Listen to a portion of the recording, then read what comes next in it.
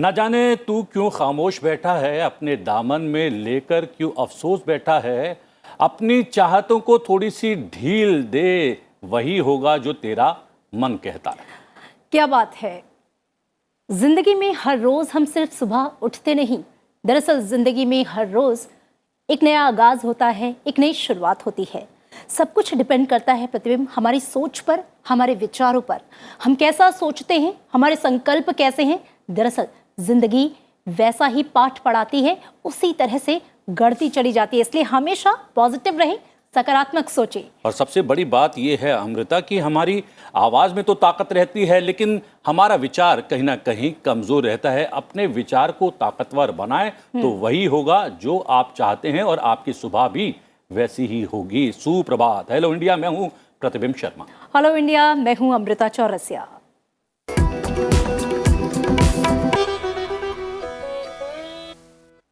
और अमृता, सबसे पहले हम लोग हाइलाइट्स की बात करते हैं, जिसमें हम बताते हैं कि क्या कुछ आज हेलो इंडिया में दिखाने वाले हैं। जी, सबसे पहले जानते हैं हेलो इंडिया में कि आज क्या है खास। जानेंगे देश दुनिया का हाल, नजर डालेंगे राष्ट्रीय खबरों पर, साथ ही राज्यवार खबरें और अंतर्राष्ट्रीय समाचार भी। आज की गतिविधियों पर भी रहेगी निगाह। बिहार के गया से आ रही पॉजिटिव स्टोरी की करेंगे बात, बताएंगे पर्यावरण की रक्षा के लिए वहां क्या किया जा रहा है खास। और इसके अलावा हर रोज की तरह पलटेंगे हम इतिहास के पन्नों को, जानेंगे आज के दिन से जुड़ा इतिहास।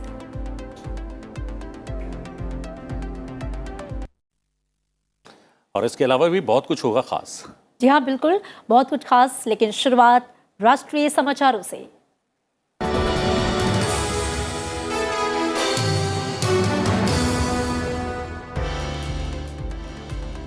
यूएन प्रोजेक्ट के अंतर्गत यूएन को $8 लाख का चेक सौंपा गया है। भारत द्वारा शुरू किए गए हिंदी एट यूएन प्रोजेक्ट के अंतर्गत दुनिया में हिंदी भाषी आबादी को संयुक्त राष्ट्र के बारे में जानकारी प्रसारित की जाती है। इस पहल को मजबूती देने के लिए उप स्थायी प्रतिनिधि राजदूत आर रविंद्रा ने संयुक्त राष्ट्र को $8 लाख का चेक सौंपा है। केंद्रीय वित्त मंत्री निर्मला सीतारमण ने कहा है कि रूस एवं यूक्रेन के बीच जारी संघर्ष के बीच भारत खाद्य तेलों के आयात के लिए नए विकल्पों की तलाश कर रहा है। मंगलवार को वित्त मंत्री ने विदेश व्यापार महानिदेशालय DGFT के कार्यक्रम में कहा कि रूस यूक्रेन संघर्ष की वजह से भारत को खाद्य तेलों के आयात में काफी मुश्किलों का सामना करना पड़ रहा है। और इसके साथ ही उन्होंने घरेलू कारोबारियों से इस मौके का फायदा उठाते हुए तेल निर्यात की संभावनाओं पर गौर करने के लिए कहा। उन्होंने भारतीय उद्योग से ऑस्ट्रेलिया और संयुक्त अरब अमीरात में साझा उद्यम लगाने के लिए भागीदार बनने की बात की। गौरतलब है कि भारत यूक्रेन से बड़े पैमाने पर सूरजमुखी तेल का आयात करता रहा है, लेकिन मौजूदा हालात में ऐसा नहीं हो पा रहा है।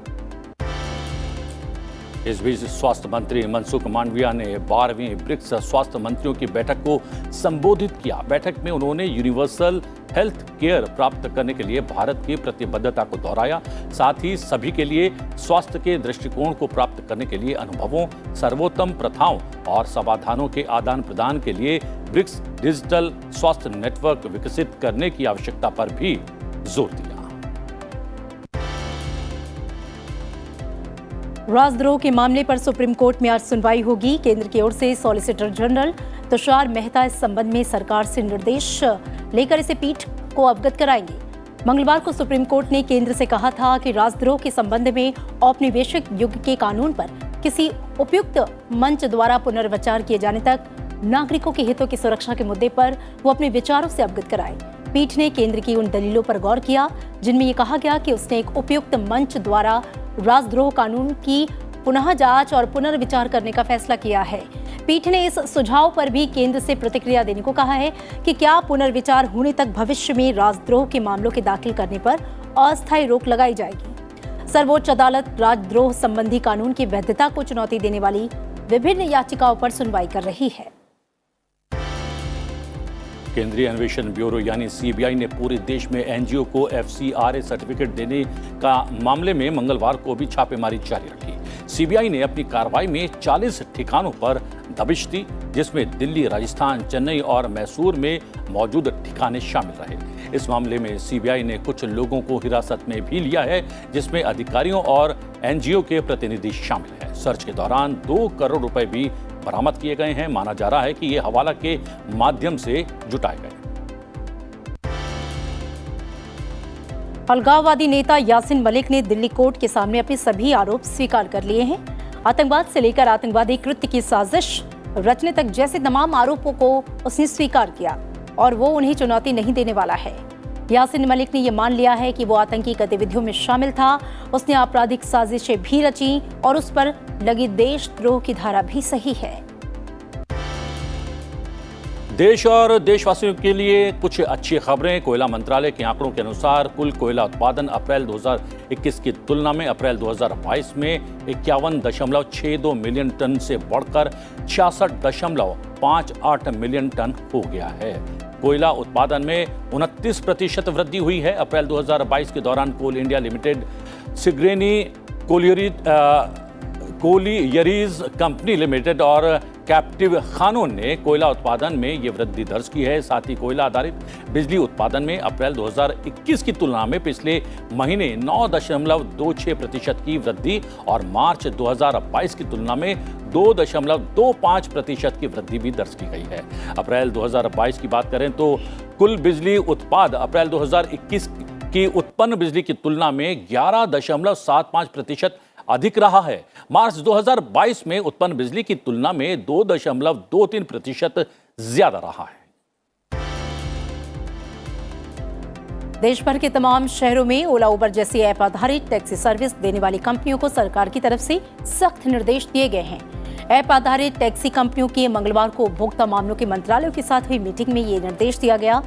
कैब एग्रीगेटर्स को सख्त कार्रवाई की चेतावनी देते हुए ये कहा गया है कि कंपनियां अपने सिस्टम में सुधार करें और उपभोक्ताओं की बढ़ती शिकायतों का सॉल्यूशन करें। इस मीटिंग में सरकार ने सभी सवालों पर कंपनियों के इनपुट लिए।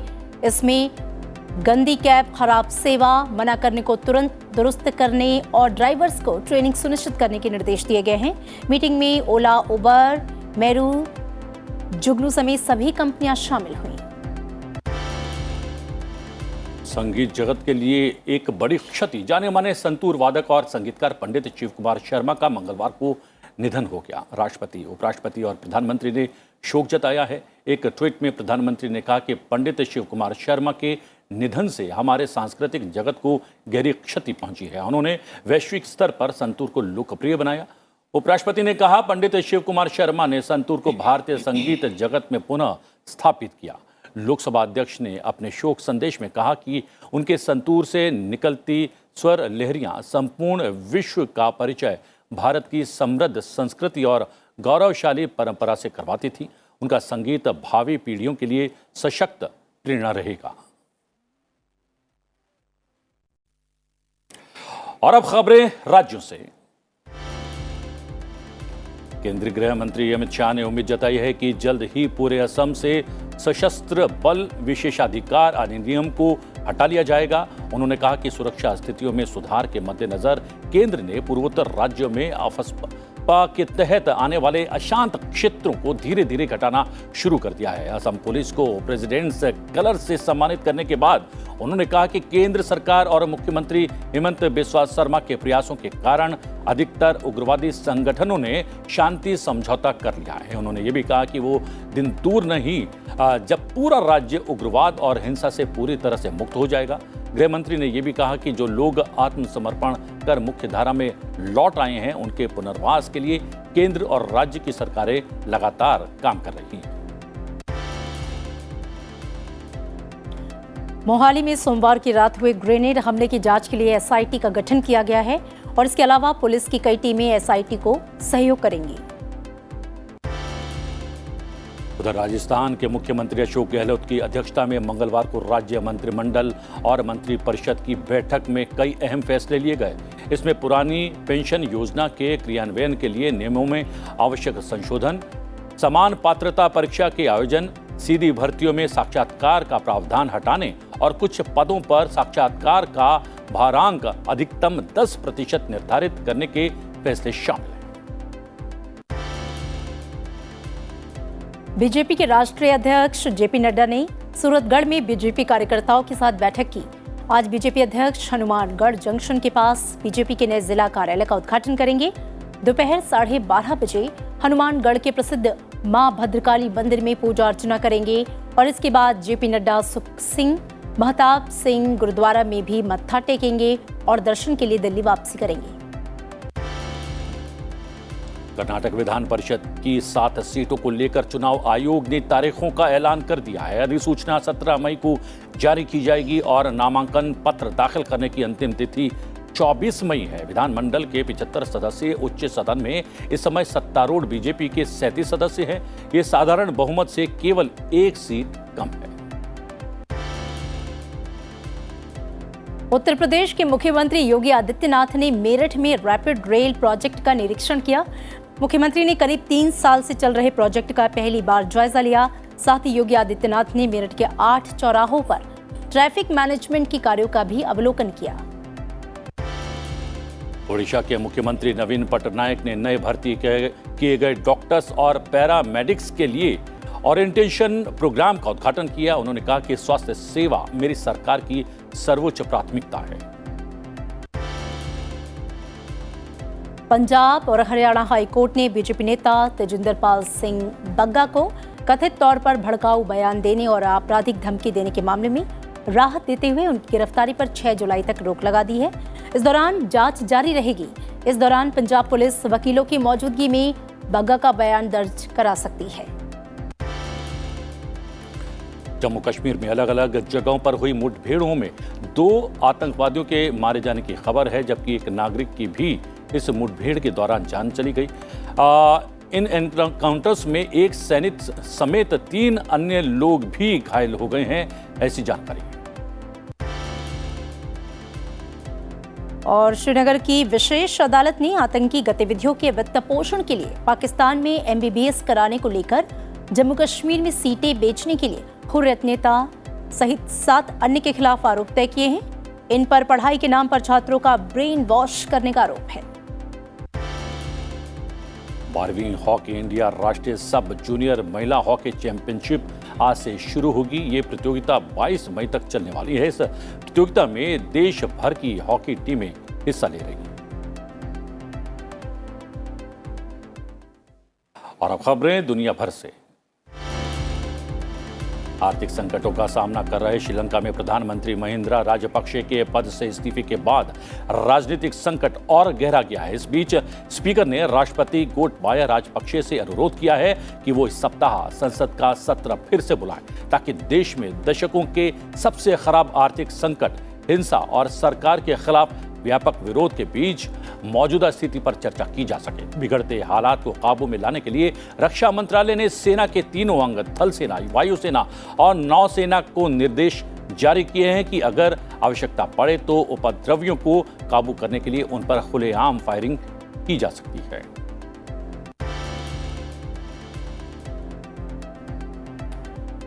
और आपको बता दें, इसके साथ जो हमारी दूसरी खबर है वो श्रीलंका के बाद जुड़ी हुई है। दरअसल भारत ओमान संयुक्त आयोग की बैठक आज नई दिल्ली में होने वाली है। बैठक की सह अध्यक्षता वाणिज्य और उद्योग मंत्री पीयूष गोयल और ओमान के वाणिज्य उद्योग और निवेश संवर्धन मंत्री कैसा बिन मोहम्मद अल यूसुफ करेंगे। ओमान का एक उच्च स्तरीय प्रतिनिधिमंडल भारत के दौरे पर है। 48 सदस्यों के प्रतिनिधिमंडल में स्वास्थ्य, खनन, पर्यटन, दूरसंचार, ऊर्जा, नौवहन और रियल एस्टेट के विभिन्न क्षेत्रों के वरिष्ठ अधिकारी, व्यापार प्रतिनिधि शामिल हैं। दोनों देशों के बीच द्विपक्षीय व्यापार वर्ष 2021-22 में 82% बढ़कर 9 अरब 94 करोड़ डॉलर तक पहुंच गया है। इस बीच केंद्रीय मंत्री मीनाक्षी लेखी ने पाकिस्तान पर आतंकवाद को लेकर कटाक्ष किया है। उन्होंने कहा है कि आतंकवाद मानवाधिकारों का सबसे बड़ा उल्लंघन करता है। भारत संयुक्त राष्ट्र द्वारा नामित आतंकवादी समूह जैसे लश्कर-ए-तैयबा, हरकत-उल-मुजाहिदीन और के द्वारा लगातार आतंकवाद, विशेष रूप से सीमा पार आतंकवाद का शिकार रहा है। विदेश राज्य मंत्री मीनाक्षी लेखी ने स्पेन के मलागा में मानवाधिकार, नागरिक समाज और आतंकवाद विरोधी उच्च स्तरीय अंतर्राष्ट्रीय सम्मेलन में ये तमाम बातें कही। पनडुब्बी से किए गए उत्तर कोरिया के हालिया बैलिस्टिक मिसाइल परीक्षण के मद्देनजर अमेरिका ने संयुक्त राष्ट्र सुरक्षा परिषद की आपात बैठक बुलाई है। अमेरिका की अध्यक्षता में ये बैठक होगी। उत्तर कोरिया ने पनडुब्बी से दागी गई एक बैलिस्टिक मिसाइल का शनिवार को परीक्षण किया था। इस हफ्ते में ये उत्तर कोरिया का दूसरा परीक्षण है। ताज़ा परीक्षण उत्तर कोरिया का इस साल का 15वां मिसाइल परीक्षण है। इक्वाडोर की एक जेल में गिरोहों के बीच हिंसक झड़प में 44 कैदियों की मौत हो गई है। गृह मंत्री पैट्रिसियो कैरेलो ने बताया कि सेंटो डोमिंगो स्थित बोलाविस्टा जेल में कुछ कैदी अन्य कैदियों पर हमला करने के इरादे से अपनी अपनी कोठरी से बाहर निकल आए और हमला शुरू कर दिया। गृह मंत्री ने कहा कि इस बात के सबूत मिले हैं कि जिन लोगों की जान गई है उन पर चाकुओं से हमला किया गया है।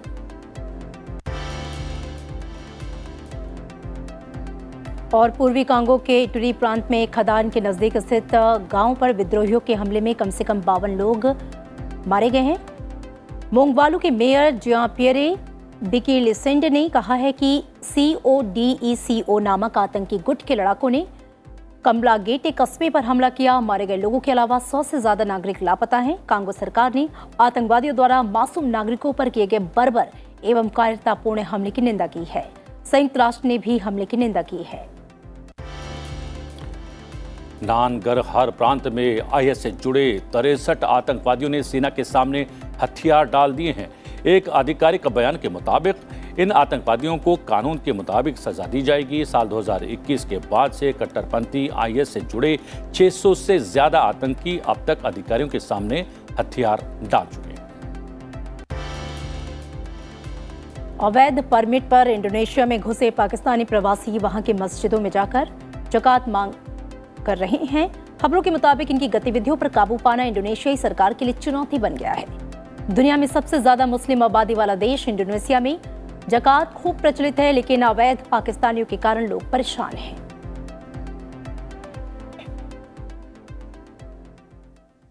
और नजर डाल लेते हैं आज की गतिविधियों पर।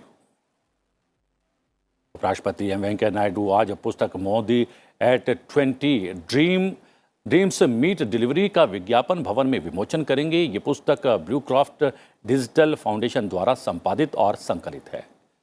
लोकसभा अध्यक्ष ओम बिरला का अरुणाचल प्रदेश के 3 दिवसीय दौरा शुरू हो गया है। वे ईटानगर पहुंचने से पहले करेंगे ऐतिहासिक सिद्धेश्वर नाथ मंदिर के दर्शन। आज शाम 5 बजे मंत्रिमंडल की बैठक होने वाली है। भारत ओमान संयुक्त आयोग की बैठक का 10वां सत्र आज नई दिल्ली में आयोजित किया जाएगा।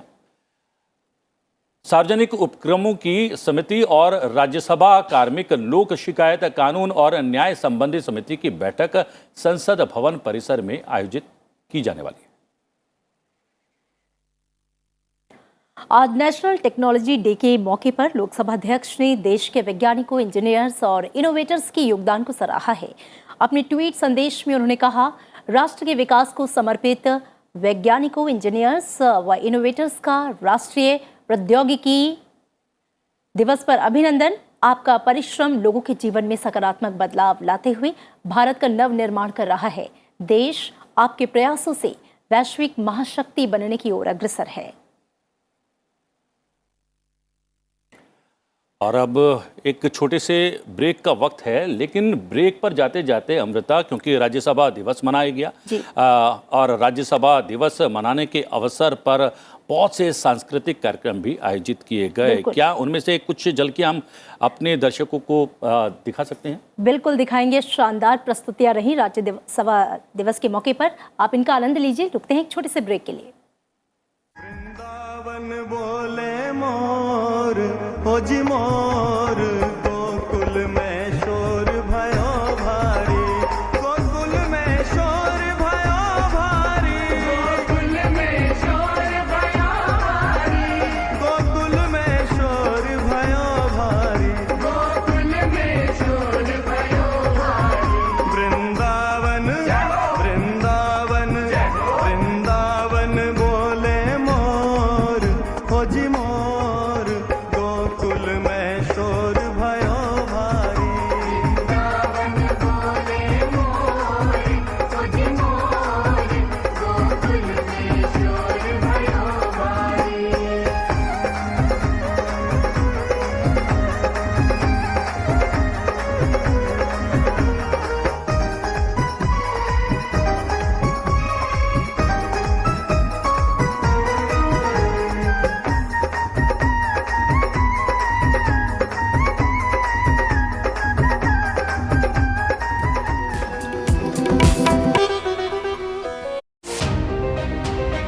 Why do you think that this law is regarded as a landmark law?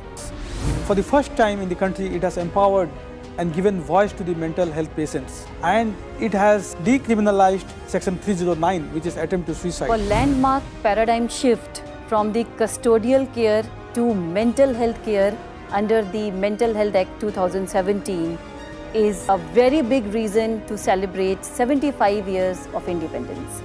Watch with us 75 years laws that shaped India.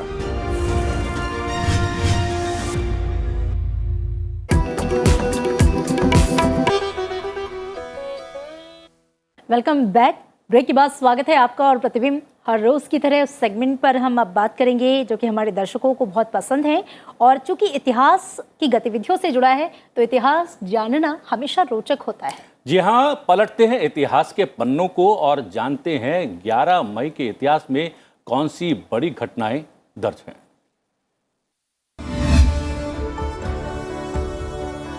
11 मई वर्ष 1998 में भारत ने परमाणु परीक्षण किया।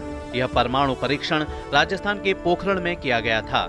प्रधानमंत्री अटल बिहारी वाजपेयी की सरकार के इस परमाणु परीक्षण से पूरी दुनिया को चौंका दिया था। अचानक किए गए इस परमाणु परीक्षण से अमेरिका, पाकिस्तान समेत कई देश दंग रह गए थे। पूर्व राष्ट्रपति डॉक्टर APJ अब्दुल कलाम की अगुवाई में इस मिशन को कुछ इस तरह से अंजाम दिया गया था कि अमेरिका समेत पूरी दुनिया को इसकी भनक तक नहीं लगी।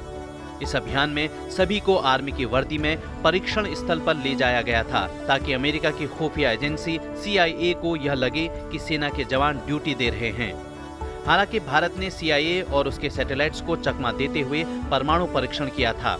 मिसाइल मैन अब्दुल कलाम भी सेना की वर्दी में वहां मौजूद थे। इस ऑपरेशन को ऑपरेशन शक्ति नाम दिया गया।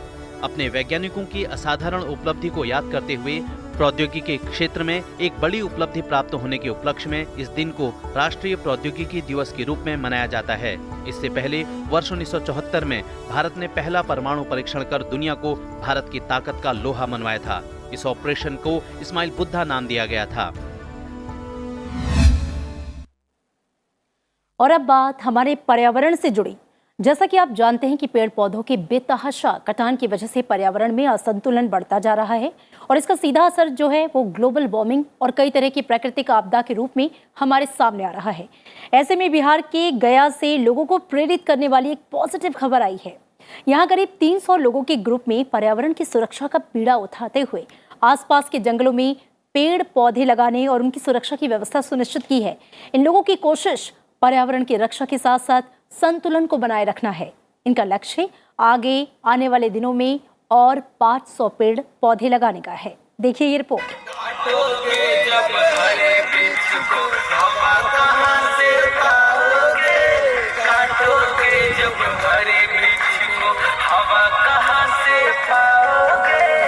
जी हाँ, कुछ इसी तरह से गया बिहार के इन नागरिकों ने पर्यावरण के प्रति जागरूकता फैलाने का बीड़ा उठाया है। दरअसल पेड़ों के लगातार कटने, बढ़ती गर्मी और इससे आम जनमानस की जिंदगी में प्रतिकूल असर पड़ रहा है। इससे निपटने के लिए स्थानीय नागरिकों ने आगे बढ़ते हुए जिले के आसपास के जंगलों और सड़कों के किनारे पेड़ लगाने का काम किया। ये लोग न सिर्फ पेड़ लगाते हैं बल्कि गर्मी में उन्हें सुरक्षित रखने के लिए एक खास अंदाज में उस पर पानी की बोतल कुछ इस तरह से लटका देते हैं कि उन पर पानी गिरता रहे और वो सलामत रहें। मुहिम है जिसमें हम लोग पेड़ों को प्रोटेक्शन देने का काम कर रहे हैं। आज से 5 साल 10 साल पहले भी यहाँ बहुत सारे पेड़ लगते थे, लेकिन पेड़ लगने के बाद जानवरों के द्वारा उस पेड़ को प्रोटेक्शन नहीं होने के कारण वो पेड़ ग्रोथ नहीं कर रहा था। लेकिन इधर विगत 1-2 साल से जो है पेड़ लगाने के साथ साथ उसको प्रोटेक्शन भी दिया जा रहा है, और आज हम लोग 300 से ज़्यादा पेड़ को प्रोटेक्शन कर चुके हैं। और पेड़ को प्रोटेक्शन के साथ साथ उसमें तरह तरह के एक्सपेरिमेंट भी किए जा रहे हैं। जैसे एक एक्सपेरिमेंट यहाँ पर किया जा रहा है कि कुछ पेड़ को उसमें इतना ज़्यादा 45-47 डिग्री टेम्परेचर पर पेड़ को लू लग जाती है, तो उसके लिए हमने डीप इरीगेशन का काम किया है, जिसमें सलाइन सेट लगा के उसको कंटिन्यूस भी पानी दिया जाता है ताकि उसको जो है कि इतने ज़्यादा गर्मी से हम लोग को बचाया जा सके। जंगल, हवा और पानी को बचाने के इरादे से शुरू हुए इस अभियान से आज 300 लोग जुड़ चुके हैं। ये लोग हर सुबह मॉर्निंग वॉक के दौरान साइकिल में पानी की बोतलों को भर कर ले जाते हैं और पेड़ों को पानी देते हैं। उनकी देखरेख इसी से ही हो जाती है। पेड़ों को बचाना है और अधिक से अधिक पेड़ों को लगाना है। और ये जितने तमाम लोग हैं, आज करीब इस ग्रुप में 250 से 300 लोग जुड़े हुए हैं। और ये 250 से 300 लोग जब भी अपने घर से चलते हैं तो उनके हाथ में एक पानी का बोतल होता है। और जितने प्लांट लगाए, करीब करीब 500 से अधिक प्लांट ऊपर में लगाए गए हैं, सारे प्लांट जीवित हैं। उन प्लांट को उन्होंने पानी देने का काम करते हैं। और आगे भी 5 जून के बाद हम लोग का टारगेट है कि रोड साइड से लेकर के और ये पूरे कॉरिडोर को हम लोग ग्रीन कर दें और 500 से अधिक प्लांट फिर लगाने का हम लोगों ने लक्ष्य निर्धारित किया है। 300 लोगों के इस समूह ने करीब 500 से ज्यादा पेड़ लगाए हैं और आगे आने वाले दिनों में इनका 500 पेड़ और लगाने का लक्ष्य है। ब्यूरो रिपोर्ट, संसद टीवी। जी, हम देखते हैं कि अलग अलग जगह वृक्षारोपण कार्यक्रम चलते हैं, लेकिन ज़्यादातर कार्यक्रमों में फ़ोटो ऑप्स ज़्यादा होता है, फ़ोटो खिंचवाई जाती है, लेकिन बाद में उन वृक्षों का क्या होता है वो हम लोग जानते नहीं हैं। इसलिए हमें करना ये चाहिए कि वृक्षारोपण करने के बाद हमें उनकी देखभाल भी नियत करनी चाहिए। और अब बात है संसद टीवी पर प्रसारित होने वाले खास कार्यक्रमों की। रात 9:30 बजे देखिए हेमंत बत्रा के साथ 75 सालों के लैंडमार्क लॉज पर हमारे खास सीरीज, जिसमें आज बात होगी the mental health care act 2017 की। Why do you think that this law is regarded as a landmark law? For the first time in the country, it has empowered and given voice to the mental health patients, and it has decriminalized section 309, which is attempt to suicide. For landmark paradigm shift from the custodial care to mental health care under the Mental Health Act 2017 is a very big reason to celebrate 75 years of independence. Watch with us 75 years laws that shaped India.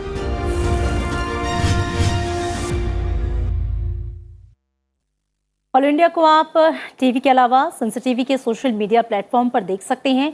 आप अपना ये पसंदीदा कार्यक्रम TV के अलावा YouTube और Facebook पर भी देख सकते हैं। साथ ही टीवी के ट्विटर और इंस्टा पर इसको फॉलो कर सकते हैं। आप संसद टीवी की आईडी को फॉलो कर सकते हैं और उस पर भी अपने सुझाव, अपनी प्रतिक्रिया हम तक पहुंचा सकते हैं, जिसका हमें बेसब्री से इंतजार रहता है।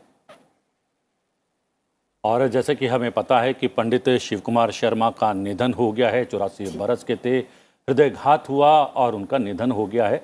लेकिन एक सबसे बड़ी बात जो उनके साथ जुड़ी हुई थी कि उन्होंने संतूर को शास्त्रीय वाद्य का तमगा दिलवाने के लिए खासा प्रयास किया और आज संतूर विश्व में बहुत प्रसिद्ध शास्त्रीय वाद्य माना जाता है। बिल्कुल, प्रतिबिंब जो विरासत वो छोड़ के गए हैं वो आने वाली पीढ़ी के लिए एक बहुत बड़ी प्रेरणा है और उनके जाने के बाद भी जो उसकी तरंगे हैं, जो सुर हैं, वो जिंदा रहेंगे। उनकी यादों के साथ आपको छोड़ जाते हैं। दीजिए इजाजत, नमस्कार। नमस्कार।